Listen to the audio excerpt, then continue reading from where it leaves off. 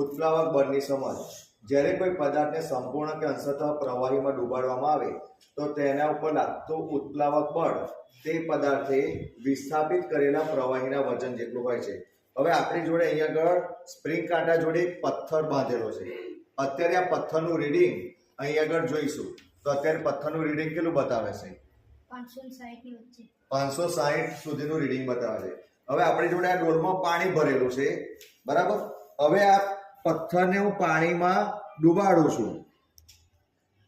હવે મેં અડધો પથ્થર ડુબાડ્યું છે, તો હવે આનું રીડિંગ જુઓ તો કેટલું બતાવે છે?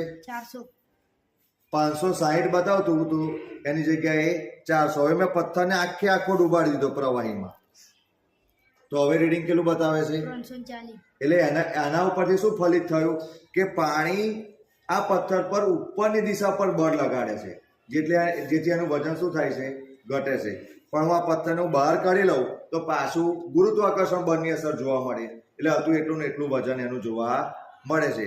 અને જ્યારે પ્રવાહીમાં ડૂબાડું તો પ્રવાહી દ્વારા પથ્થર ઉપર ઉપરની તરફ બળ લાગે, એટલે એના કારણે અહીંયા આગળ સ્પ્રિંગ કાંટા પર એનું વજન શું થાય છે? ઘટી જાય છે. એટલે આમ પ્રવાહી દ્વારા જે બળ લાગે, જે ઉપરની દિશા તરફ લઈ જાય, એ બળને આપણે કયું બળ કહેવાય? ઉત્પ્લાવક બળ કહેવાય. એટલે જ્યારે કોઈ પદાર્થ તરે કે ડૂબે એ નક્કી કરવું હોય તો એ કેવી રીતે થાય? તો ઉત્પ્લાવક બળનું મૂલ્ય વધારે હોય તો એ વસ્તુ તરે, અને ગુરુત્વાકર્ષણ બળનું મૂલ્ય જો વધી જાય તો એ વસ્તુ ડૂબી જાય. Thank you.